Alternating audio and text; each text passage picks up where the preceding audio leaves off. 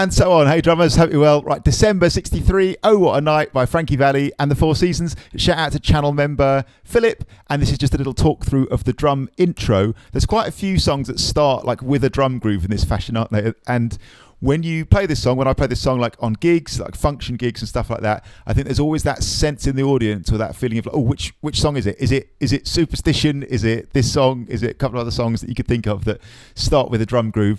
And so like I say, shout out to channel member Philip. He was talking about the open close hi-hats in this, and I think they're the main thing that give it away. Like before the rest of the band kick in, I think it's really nice to line up those open hi-hats in the right place because they make it feel just right, don't they? As soon as you hear those, you think, okay, that's December 63. So this is basically a straightforward straight eights feel in 4/4. The bass drum is a 4 on the floor, so at its heart it's this 1.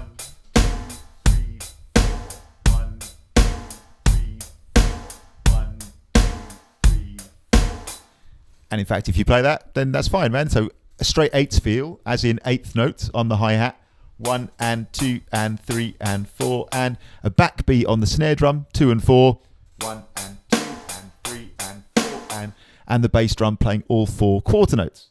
1, 2, 3, 1, 2, 3.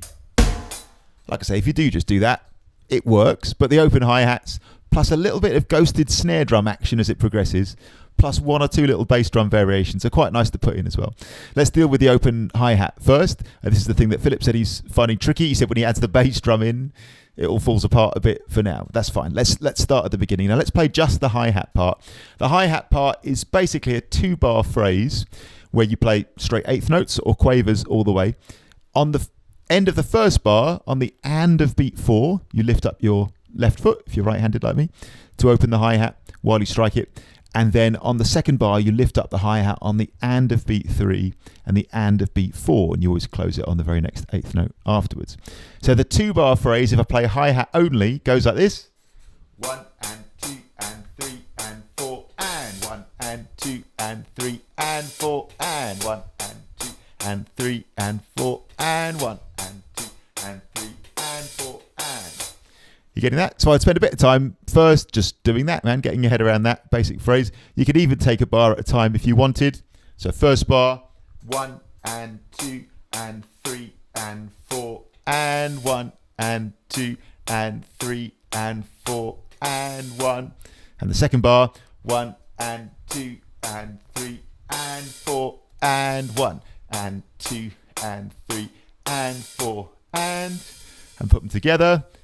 1 and 2 and 3 and 4 and 1 and 2 and 3 and 4 and 1, 2 and 3 and 4 and 1 and 2 and 3 and 4 and... So that's the first step, man, getting that going. The next 15 seconds of my talking, it might sound really, really goofy, but I'm going to say it because I get asked these questions quite a lot. Just to be super clear, when you open up the hi-hat, you're striking it with the stick as you lift your foot at the same time on the count of and then when you're closing the hi-hat, you're closing it as in pressing down the pedal whilst also hitting it with the stick on the beat. So your stick doesn't stop the flow of eighth notes. Your stick just goes 1 and 2 and 3 and 4 and your left foot goes 1 and 2 and 3 and 4 and 1 and 2 and 3 and 4 and 1. On the hi-hat, I'm a big fan of heel down technique, just as a way of keeping good control over your hi-hat sound, rather than it becoming a switch of wide open or totally closed. I like to play heel down, and then you can just sort of lift up your toes a little bit to get a nice, real sizzly open hi-hat sound as you lift it up. So that's your first step. On the hi-hat, 1 and 2 and 3 and 4 and 1 and 2 and 3 and 4 and 1. I'd even get to the point maybe of playing that with the music, so just on the hi-hat, getting the open close happening. First, now we've got bass drum, 4 on the floor, quarter notes or crotchets all the way, the numbers in music. 1, 2, 3, 4.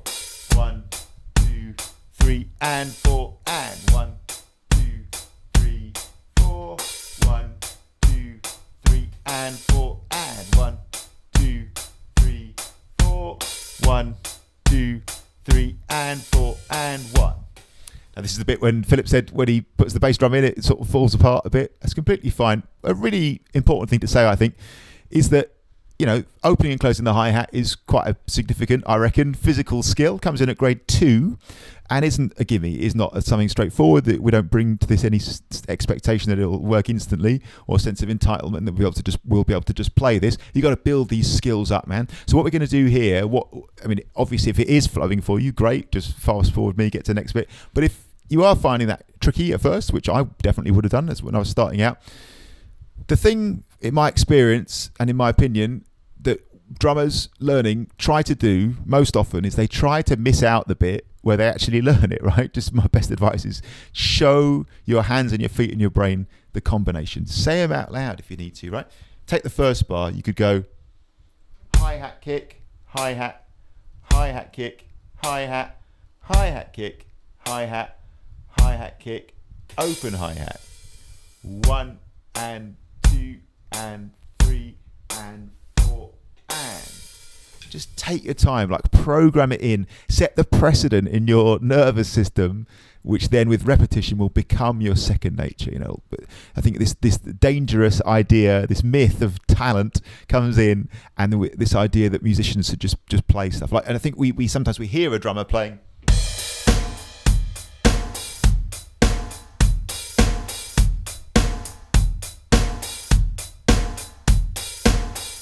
and we think that they just started there. Well, I didn't. I mean, if there was such a thing as a natural drummer for coordination, I absolutely wasn't it. I had to, all the things I've done, I had to build them up from the ground up. I certainly wasn't like a natural in any sense, I don't think. So, yeah, that's what you got to do, man. You got to show your hands and your feet those combinations. Same thing in the second bar. 1 and 2 and here we go. Hi-hat kick, open hi-hat. Hi-hat kick, open hi-hat. So what's happening here? Well, the reason I like actually 4 on the floor when you're playing open, close, hi-hat in a sort of disco style like this is both your feet actually come up together, don't they? And they go down together. They come up together because as you open the hi-hat, you're getting ready to play the bass drum. And they go down together because as you're striking the hi-hat on the beat, you want to close it as you play the bass drum. I should say, by the way, I've got 2 videos about opening and closing the hi-hat to get you started. One is literally called Getting Started Opening and Closing the Hi-Hat.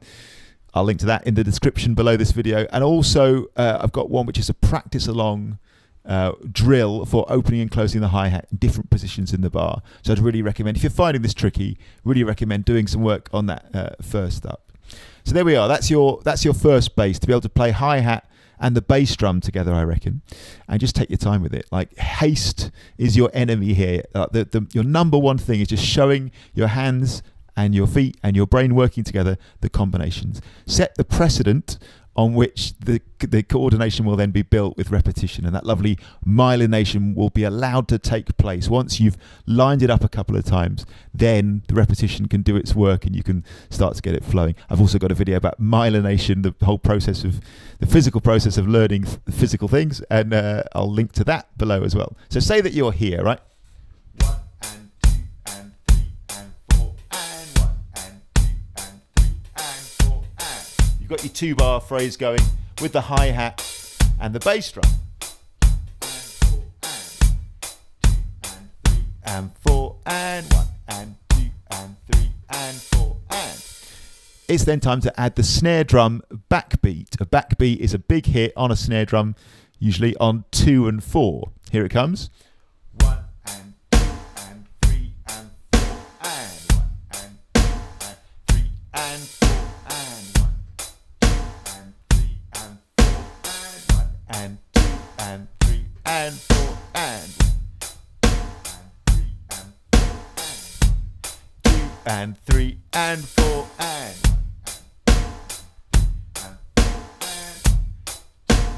3 and 4 and 1.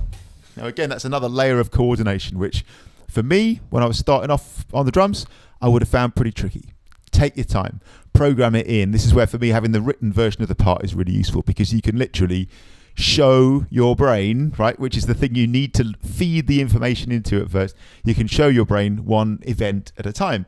You literally follow the chart and say, all right, closed hi-hat and bass drum, hi-hat on its own, hi-hat, snare drum and bass drum, hi-hat on its own, beat 3, hi-hat and bass drum, hi-hat on its own, hi-hat, snare drum and bass drum, now an open hi-hat, now the second bar, closed hi-hat and bass drum, hi-hat on its own, hi-hat, snare and bass drum, hi-hat on its own, now beat 3, hi-hat and bass drum, now open hi-hat and closed hi-hat, snare and bass, open hi-hat, and there's a lot of stuff. There's a lot of information in there, isn't there?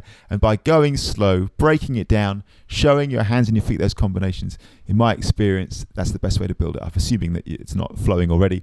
That is a brilliant way to do it. And also, here's a top secret that I've kind of had revealed to me over lots of years of being a drum teacher.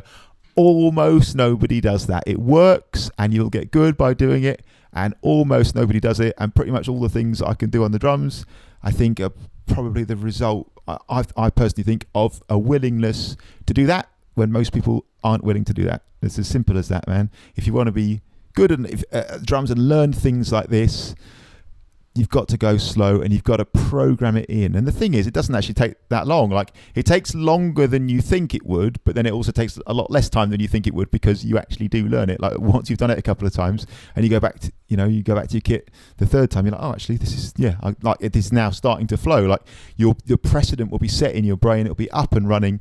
Man, you've got to do that. You've got to take that time at first. Show your hands and your feet the combinations involved. And I just say this over and over again, man. It's been really interesting doing this job over the years, actually, because I've just really have truly realized that almost nobody does that, and that's why people end up doing that thing, saying that thing that drum students say all the time, I'm struggling with this.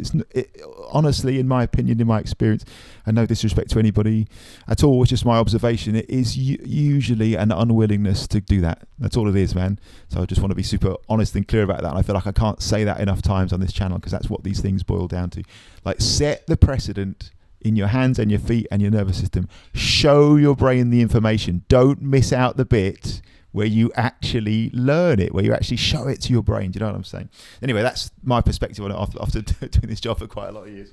It's quite good. Needless to say, I have to remind myself of that on a daily basis as well. We're all human, aren't we? Cool. So, all right. So that's the main thing. Once you're at that point, you're seriously in business with this.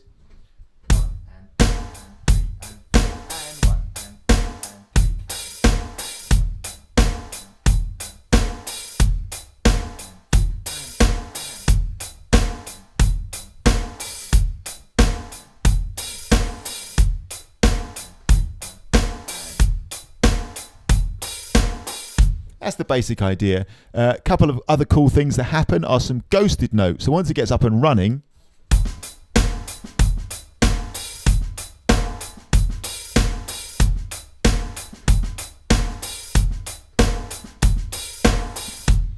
you can hear it in the tune. There's the drummer's playing a lot of cool little ghosted notes. Most commonly, he's playing this phrase.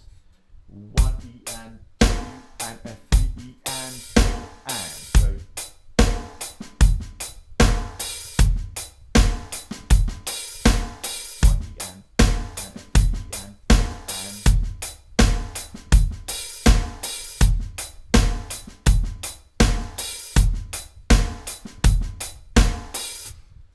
So So on the E of beat 1, 1 E and 2, and then an 3 E and. So the of beat 2 and the E of beat 3. Yeah, that's the most common. 1 E and.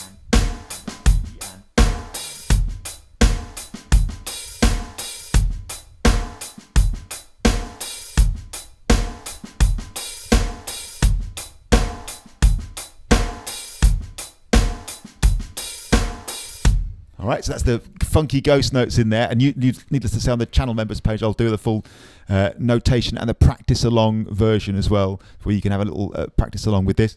And then, yeah, cool. The one other thing is occasionally a little bass drum variation, right? So at the very beginning, in fact,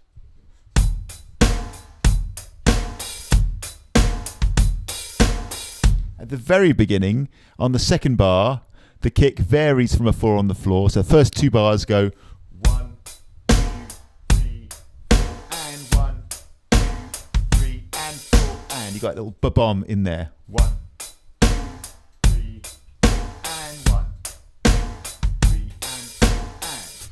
which is quite fun as well. So those nice little extra variations, nice to throw in if you're feeling like you've mastered the basic part. But I would say if you can nail 4 on the floor, a straight 8th feel with a snare drum 2 and 4, and an open close hi-hat, like I say, on the and of beat 4 in the first bar, and 1 and 2 and 3 and 4 and the and of 3 and of 4 in the second bar.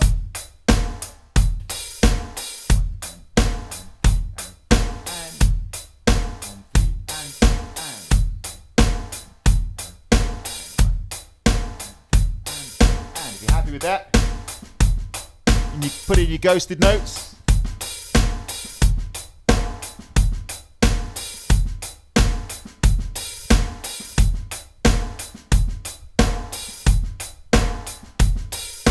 And then every now and again, a little bob-omb.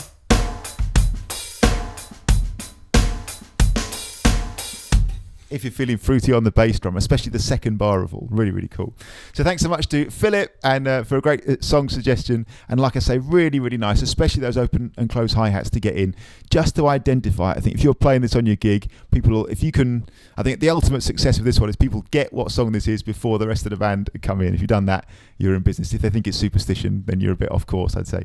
It's just my opinion. Thanks a million for watching as always. Really appreciate it. Please like, share and subscribe. Thanks a million to all the lovely people who've supported this channel via my Buy Me a Coffee support page. I really appreciate it so much. If you found these videos helpful or useful, please consider buying me a coffee, which is a virtual coffee, or becoming a channel member like Philip. As a channel member for £10 a month, you're supporting this channel and helping it grow. Plus you get a load of features in return, including priority requests for future videos, a complimentary Zoom session where we'll formulate for you, if you want one, a personalized, customized practice plan for you, which will update as you progress. I'll give you feedback on your practice videos, answer your questions. I'll be on hand for you with anything you want to ask as you go along, and a whole load of other great features, including members videos, breakdowns of the songs, like I say, notation and practice along for the tutorial sort of videos like this.